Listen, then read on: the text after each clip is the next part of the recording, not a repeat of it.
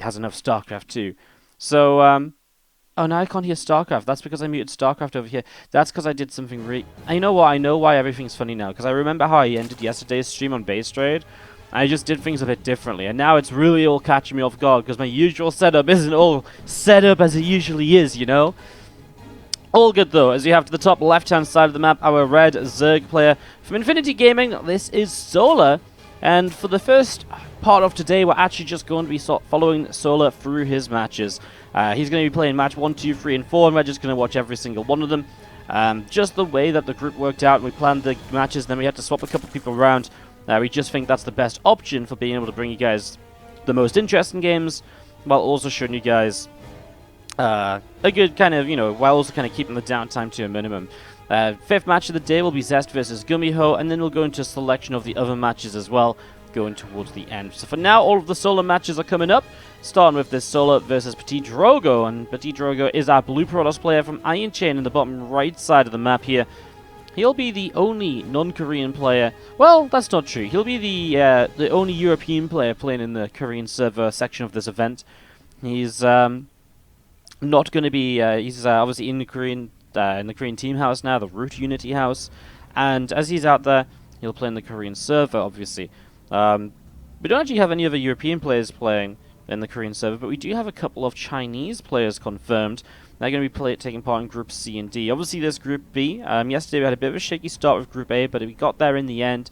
It turned out to be okay, and yeah, it turned out to be okay. We kind of got there. We got through it all. And with the stresses of yesterday behind us, we can move into Group B today and just look to the future. So Group B today, and then Group C and D on the weekend next week as well. That's going to be a lot of fun as well. We've got players such as Innovation, Björn, a couple Chinese players, Maxed and Time are going to be joining us. Rogue is going to be playing. We're going to have Lenok, I think, Ragnarok. In fact, I'm just going to tell you all of them. Bunny, Creator, Alive. And I think that's everybody that I've mentioned. I think that's all 10 players you're seeing next weekend. So that's coming up next weekend, guys. As we also have European groups before then as well. On the 4th and the 5th this week, that's Tuesday and Wednesday, we're going to be bringing you guys the European groups A and B. So basically tons of StarCraft 2 action, and if that wasn't enough, I've also set up the WardiTV Christmas Invitational. First qualifier for that coming up on Thursday. So that's coming up on Thursday, and that should be a lot of fun as well. Did Drogo just kill the clean bot? Oh my god, I'm never inviting him to a tournament again. He killed my favorite critter on the map. Can't believe it. As we kick this off, a couple of Zerglings heading down to the bottom right-hand side here. Looking to see what is going on. And we have got an Oracle just on the way up here from PtitDrogo as well. So Oracle coming through, just being chrono boosted. And that's going to be ticking away over the next few moments. That link speed is about to finish up here from Solar. And as that link speed finishes, obviously he gets a little bit more control on the map with these lings, although he's got pretty good control anyways. It's just if there was an adept out in the map, there isn't in this game. If there was, that would be the point at which that would really start getting pushed away, and Drogo would have to think about kind of sitting back at home a bit more. You end for this Stalker first, which means that going Oracle before Phoenix, or skipping Phoenix altogether, is the real possibility here. Uses this Oracle for high ground vision, the Stalker will get the kill, and that basically has the same effect as a Phoenix. It works out on certain maps, especially like Parasite, where there's just no way for the Overlord to escape. Other maps, there's kind of dead airspace that the Overlord could get away into and survive with anyways. And so that's something we see now and again, where you will just open Phoenix first rather than Oracle Phoenix. You can see the Nexus dropping down as we see this Oracle of Drogo is going to be heading across the map. And it's very fast for Nexus, but obviously feeling pretty good. He has a second Oracle too, but that's also going across the map, so not much at home defensively. Though he does have a couple of Adepts in the Stalker, because obviously he didn't lose anything so far this game, because he's been very passive. This is nice, the first two Oracles already seeing these first few Zerglings running by, as we do see Queen going down to about half health, and the Oracles continue to have a little bit of fun here, just tasing some of those Queens, but realizing they're not going to get much more done. A lot of damage dealt on one of these Oracles, so just going back away, and maybe intentional, maybe not, but the higher energy Oracle was targeted there and brought down to low health, which is nice, because it means if you do get an Oracle kill, it's the one that's still of most value to PtitDrogo that's going down. So these Lings are known about. So far, Drogo's defending them pretty well. Here on Parasite, we're getting into a nice standard game, which generally leads to a bit of a longer game on Parasite as well. The bases are very easy to expand to. They're very difficult to push into. And so you generally see these longer games where the Protoss players are going to go up into multiple Stargates, and all of this and all of that. So I'm expecting to get that going. As we do see these couple Oracles pulling back down to the bottom left. Where's Fantasy? Fantasy will be playing later today. Again, our match order for today at the moment is going to be Solar versus Drogo, Solar versus Zest, Solar versus Gumiho, I believe, Solar Fantasy, something like that. We're doing all of the Solar matches first today. That is our current match order. As we do see a couple probes going down against Zealots and Adepts heading over here. Another probe going to get picked off as well. And, well, another probe maybe in still some trouble here. Drogo really allowing these Zerglings to get a little bit more done than he should. That's 7 probes, and Zerglings get out alive. So this is almost just kind of cost-free damage from Solar here. Okay, he's going to lose these Zerglings now, but still, 7 probes was a good trade, even if he kept these Lings, even if he lost the Lings. So keeping a few of them alive still, just fantastic. Now going into that Spire and still making Lings. He's not going to go into any Roaches or anything. It's just going to be kind of a Ling meter style. It works very well here on Parasite because it is such a large map. It's very difficult for the Protoss player to counterattack, as is often the case when they see Mutalisks. You know, launching a counterattack is one of the best things you can kind of set up here. There's 5 more probes going down. Again, these Lings are finding more than just value. They are absolutely just shredding Drogo here at the moment. And, well, if Drogo hadn't gone for such an early expansion and gotten his worker count up nice and quickly, he might be in some real trouble right now. As it stands, I feel as though he's just kind of losing out on a bit of the advantage that he had. As the Warp Prism goes to the top right-hand side, but that was seen by those Zerglings. And having that seen by the Zerglings means that, well, Mutalisks on the way, obviously, potentially, going to just come over here and snipe this straight down. 3 Archons or not, if the meters spread out, I don't think those 3 Archons are going to have that much that they can really do about all of this. So you have the units continuing back up to the top here. And again, a couple of Zealots and Adepts join in. Oracles are coming across too, but now the meters are seen for the first time. I mean, if Drogo was just had a way to keep these kind of Archons safe, I'd be kind of all for this, right? But there's just no way these Archons survive this fight against the Mutas and the Zerglings, so the Archons go down. Again, maybe if everything's gathered together, so the Archons have some protection in the form of the Zealots and so on, but now there's just no real anti-air here, not enough to take down this amount of Mutas. Maybe the Zealots can go charging forwards, but he's going to lose the Prism, he's going to lose the Stalkers. I mean, maybe the Zealots can get themselves a hatchery, and even then we're looking at this and asking, is this really good enough? He gets himself a Queen, we'll just keep on moving forwards. The Mutas are on their way over here now, though. It's a few drones, it's a couple of Queens. It's not really the sort of damage to trade off your entire army for, and yet that is what's going to fall here from Drogo. The entire army going down. These last 4 Zealots get themselves a creep tumor. That Observer kind of hurts Drogo there, I guess, because again, a couple more drones might have been a bit better. These Oracles off to the right side don't find much more to do. Maybe he could have targeted that hatchery and gotten the kill. I think he could have done. Instead, he got a few more drones and an extra Queen or 2. I don't think either of them is maybe better than the other. What's impressive is that Drogo's still on 69 drones to 68, 69 probes to 68 drones. And that kind of makes me feel like maybe there's some sort of a chance here still for Drogo. I mean, this is a lot of Mutalisks, though. And what is the defense at the moment? 3 Phoenix and 3 Archons. Now, I'm not going to lie, it's not pretty. Contaminate came down just on a couple of, on a warp gate there. This is a bit different now, okay? So the Archons, yeah, they get picked off, but there's Phoenix there to help deal damage too, and there's Zealots to help protect the final Archon against the Zerglings. So, again, imagine those Archons were joined up with the reinforcing units right from the get-go last time around. If you just have some protection against the Zerglings for the Archons, it becomes a very different fight, because even the Mutas getting bruised up a bit makes it very difficult for them to continue fighting. As Drogo, this is a nice little counterattack too. He forces Solar for the first time, it feels, to really kind of stop paying attention on his side of the map and to come back home. Obviously, he had to come back home to deal with that large attack, but at that time, Solar wasn't really focused on Drogo's side. So this is really something that pulls Solar back, rather than just Solar kind of going to clean up anyways. So suddenly the momentum switches a little bit, and it gives Drogo that time to build up some extra Archons, build up some extra Phoenix, to really get into the next stage of this. Now, as he rebuilds a Prism, we've got to ask ourselves, what will he do in terms of continuing Robo production? Because he's at this stage where, realistically, Immortal production will start to be very good because there are Roaches on the way out. With a Hydralisk Den coming down, you have to imagine that a Lurker Den is only, is really not that far away, right? It's got to be somewhat imaginable as a possibility. Drogo's going for a push once again. I kind of like it, but with the roaches starting to come out as well, it does start to become a bit risky. A couple more High Templar, a few more Zealots here. The roaches are going to wander into this army, and the Phoenix will make use of their energy. Obviously, in the main fight, the Phoenix is going to want to focus on mutas, so they will not get much of a chance to do any lifting. So the more units they can lift up now, and the more energy they spend now, the more value you're getting out of that unit overall here, because you're not going to do any lifting during this fight. You're going to be 100% focused up on the Mutalists and just hoping your Zealots and the Archons will get the job done on the ground. I mean, honestly, for Drogo, the Phoenix count's going down, but so is that Mutalist count. These Archons are making short work of those Roaches, and with another warping of Zealots to keep supporting this push forwards, it does feel like Solo is starting to flounder a little bit, and he's starting to run out of units a little bit. I see an Overlord going down, more Overlords continuing to take some damage. So Overlords continue to drop around the map. Couple of Ravagers getting lifted up into the skies here, as we're going to see those Mutas wander into the Archon range, and the splash on those Mutas is absolutely insane. Now they have to back away for a little while. They'll loop around and go for the Warp Prism. It's a dive, which will be very valuable if you get that kill, but now the Mutas are going to go down for it, so even then I don't think Drogo's too upset, and he does seem to have just a little bit too much on the ground. GG, PtitDrogo takes game number 1 of this battle. Excited to be able to bring you these games. Honestly, I'm very excited for this tournament. 40 of the best players in the world going up against each other. We just have so much StarCraft, so many games. It's going to be great.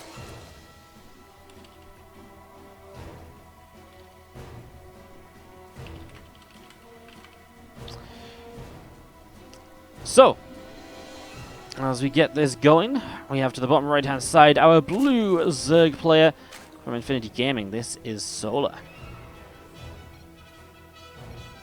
Top left-hand side, our red Protoss player is PtitDrogo. Fantasy is late or waiver? Fantasy is playing, guys. Guys, I don't know. Chill out. Fantasy is playing today. But our first matchup is Solar versus Drogo, and that's why it's on the screen. All of the players for today are here. All of the players today are playing. All of the players will take part. All of our matches will be played as of right now. So, everyone's going to be here. I just don't understand why everyone's asking if Fantasy's here. It's just our first matchup of the day, guys! Loads of StarCraft still to come.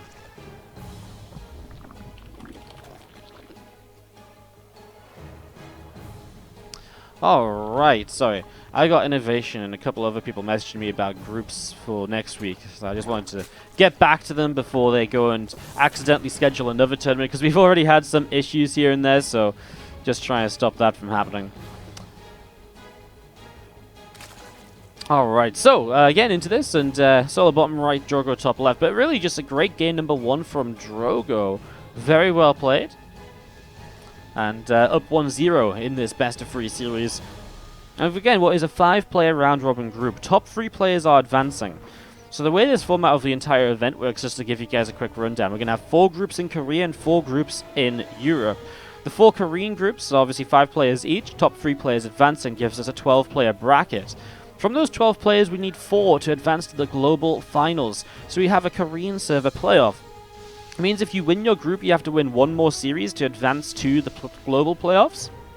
And if you come 2nd or 3rd, you have to win 2 series to advance to the global playoffs as well. Which means that we're going to have an extra day for Korea based on the Korean playoffs, an extra day for Europe for the European playoffs, and that means the top 4 from each region clash in the global playoffs, and that will happen as a big celebration of an event after all said and done.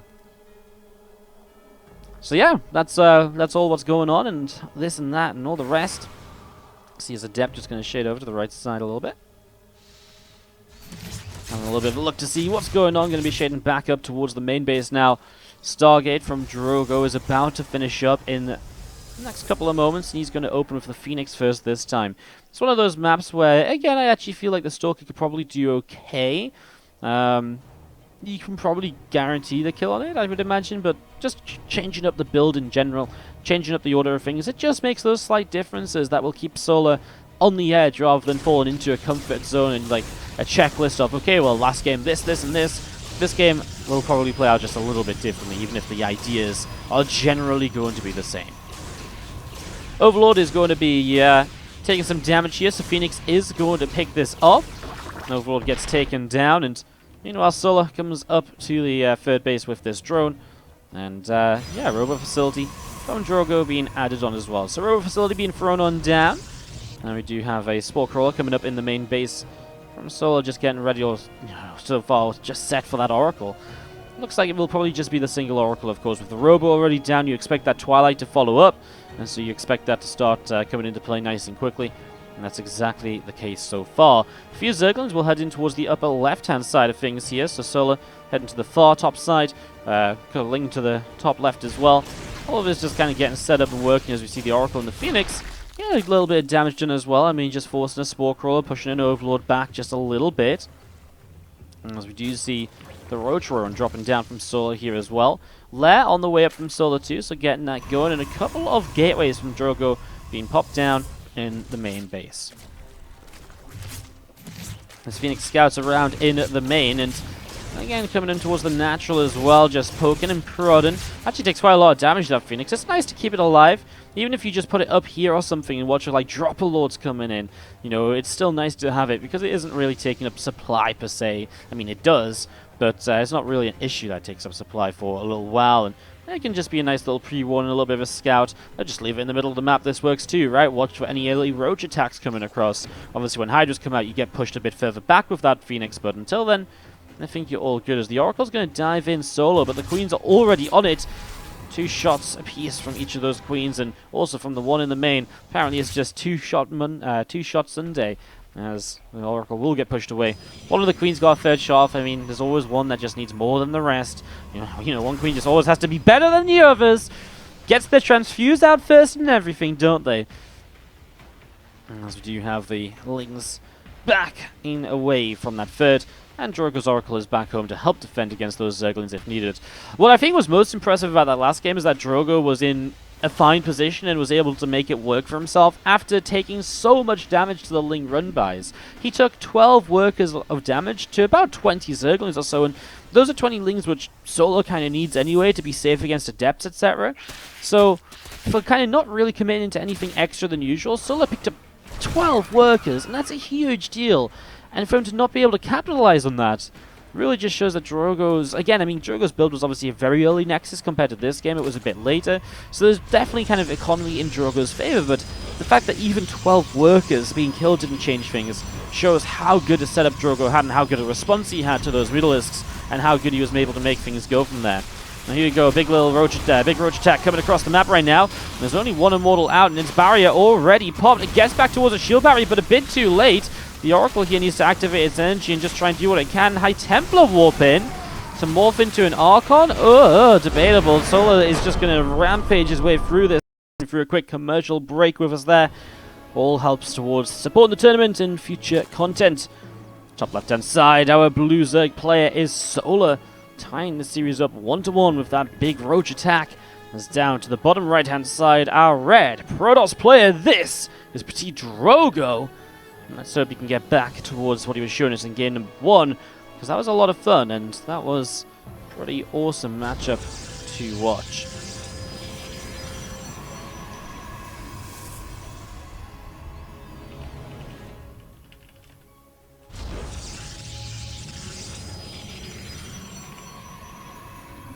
Alright, just typing to some players every now and again. If I ever just go quiet and it sounds like I'm typing away to someone, guys, I'm just doing a little bit of admin work to keep other players in check and let them know the situation of the matches when they go into play and so on. So, do apologize for that, but it does save us the cost of having an admin, and it does mean that instead of paying an admin, we can just put more money towards the players, of course. So, getting this Gun Queen popping up on the natural. 3rd hatchery from Solar is getting started as well, as we do see the gateway. Has an Adept being chrono boosted out. And Ling Speed starting up from Solar in the top left-hand side. So, Ling Speed from Solar starting to be on its way. I mean, everything we expected it to be. Port Alexander actually plays very similarly to Kairos Junction. The expansion pattern is very similar. The rush distance is pretty similar as well. As you do have that Stargate is just about halfway done at the moment. And PtitDrogo is going to have that completing very shortly. Just a couple of Queens just on the way up from Solar at the moment. Again, nothing all too crazy. I wonder if Solo does go for like a roach style, just because it is a bit of a shorter rush distance. It's not as large a map as Parasite, so mutas are not really the sort of thing you would go to as your sole kind of composition. Like maybe you would go for the mutalist and you'd be like, okay, you know what, I'm going to make mutas and I'm going to go and I'm going to make mutalist and I'm going to kind of like use them as like a switch and kind of catch you off guard and then switch back to roaches. Like, if you're going to see mutas this game, it's probably going to be in that regard, rather than let's play mutaling and counter-attack all over the map and all of this and all of that. You're going to see this Phoenix jumping on top of a Overlord here, so Overlord taking quite a little bit of damage, just gets started and is already dropping down in health. You do see this Stargate just continuing to Chrono Boost up an Oracle, as that Phoenix comes forward and the Overlord will be taken down. So Overlord falls. A few more drones on the way out. Robotics Facility from PtitDrogo is also coming down here. So Robotics Facility being dropped down into position. Gateway coming down in the natural expansion as well. A couple of Spore Crawlers on the way up from Solar still. So still getting these up. A couple of Overlords continue to come on out as well. Third Spore Crawler being placed. And this Oracle from Drogo continues to head back across to the left-hand side. So that Oracle heading back over to the left. Phoenix coming through into the center as well. I mean, obviously the Phoenix-Oracle combo can be pretty nice, but with multiple queens in position, Solo just seems to always be in position. Just always seems to be in position to push this Oracle away, to minimize any damage it does.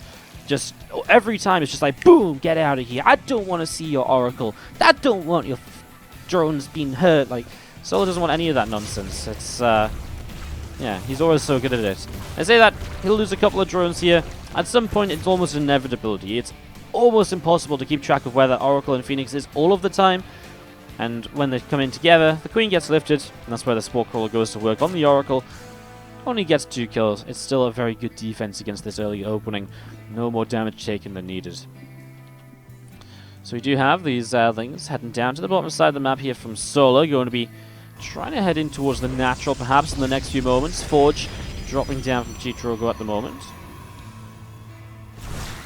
And Deb's just picking up a couple of Zerglings here, and again, just going to be getting some damage done. Phoenix coming back down to the bottom right-hand side. And the Templar Archive starting up from PtitDrogo. And as we get this going. And, well, if a Immortal being Chrono Boosted, charge Archives, kind of feels like you might hit a very quick attack. Like, maybe even charge and +1 finish or something. He just pushes across and tries to see what he can do. Now he's just very afraid that he needs an Immortal so quickly. As we'll see, the Lings are going to find the probes just as they start transfer, and they should find one here at least. And they do find one. The other one was very low, but was just about able to survive. As the Zerglings are going to be heading back over to the left-hand side for a moment, and then hanging around in the center a little bit as well. Just a little bit back and forth there, as the Infestation Pit of Solar will start to drop on down now too. And so Swarm Hosts would seem to be on the agenda here. Swarm Hosts are obviously one of the styles which we've really seen come to a kind of prevalence in the matchup over the last few months. I would say kind of, European players in general were using them a lot more.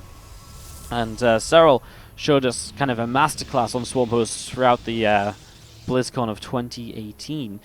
And that was obviously just over a month ago now. Or maybe bang on a month ago. Either way, Cyril really did show us a masterclass of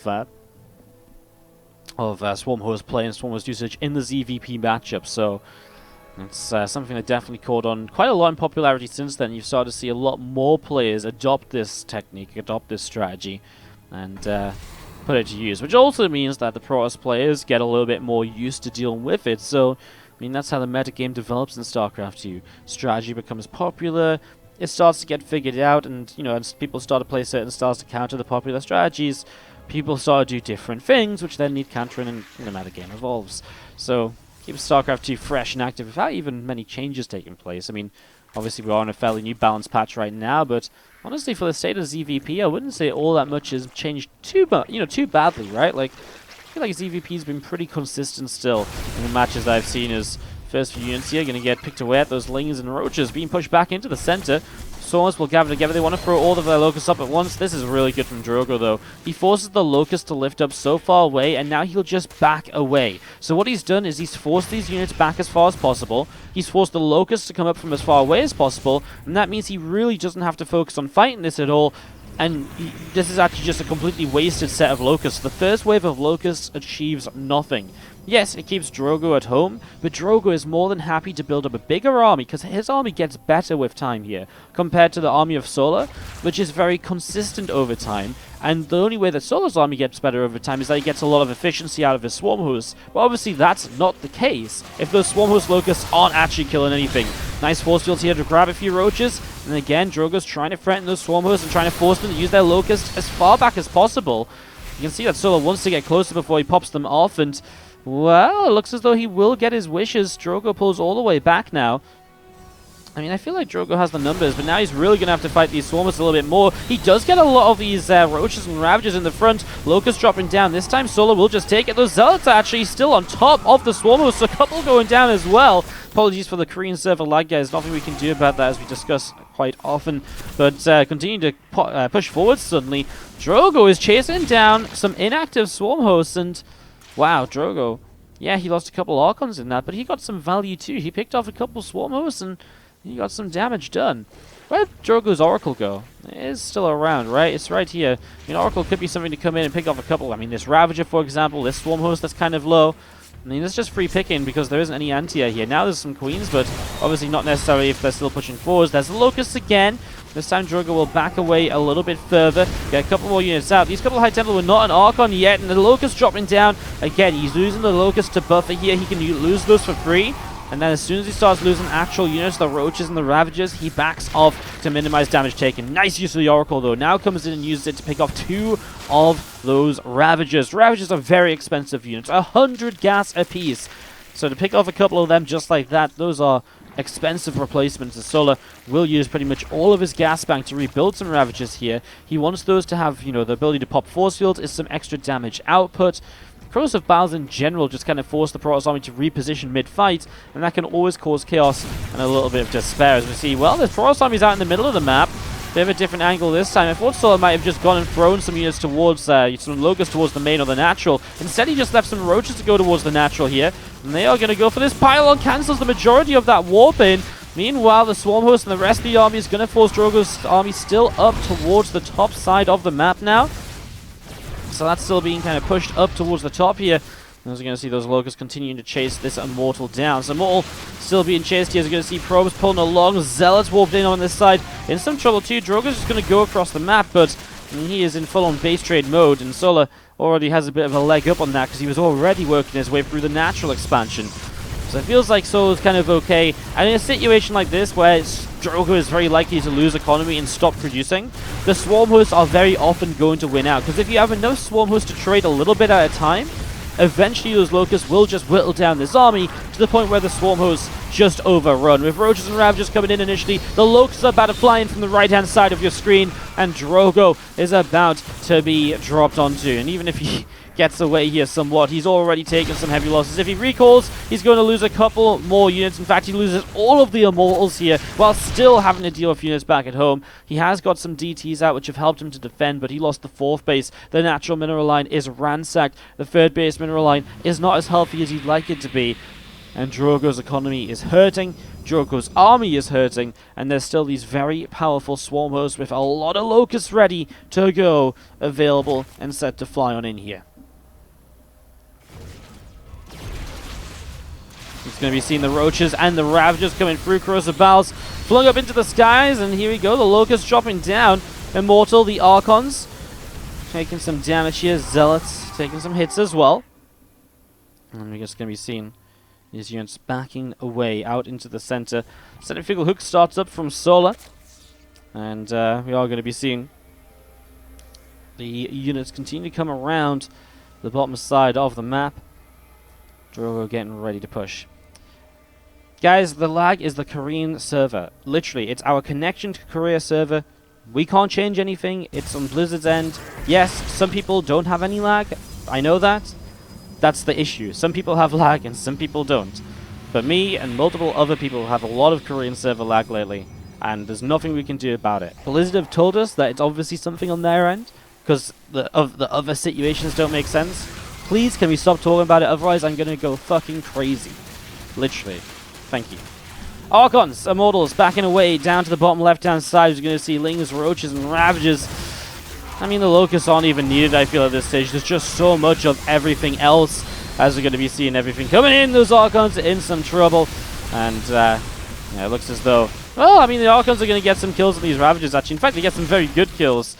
It's just the fact that, there's another huge wave of Locusts just waiting to come towards all of this. And then this turns very sour very quickly for Drogo. And Drogo's kept this economy kind of low. Some DT play has killed off a few drones. I mean, again, it's just these Swarm Hosts are really the issue. Drogo's really putting a fight up, but I just don't know how much more you can really get done here. Here come the Locusts, and, I mean, boom, all of a sudden, well, the Archons are just immediately in a lot of trouble. Of course, the Baal's coming down and tries to hit those Archons. I mean, pretty much everything's just been lost. This Prism's kind of backed into a corner as well. Now that Drogo's got 13 army supply, there's no real defending this attack from Solar, moving over to the right-hand side. So Ravages and Swarm Hosts with a few Roaches mixed in still against a 27 supply Drogo, which is him warping in a couple of Zealots. There's just nothing to deal with these Locusts here. There's this fight up to the top that Drogo really kind of went bad for him, and, with the counterattack coming in, I didn't mind Drogo's kind of idea of moving around the map and looking for different opportunities and different ways to attack. But as soon as Solar had these Roaches running in here, he needed to move this army back to his 4th base, and the army that was up here back to the 4th, while recalling some of the units to the natural, clean up that natural, be in a defensive position elsewhere on the map. That's what he needed, and that was just not what he was able to deliver.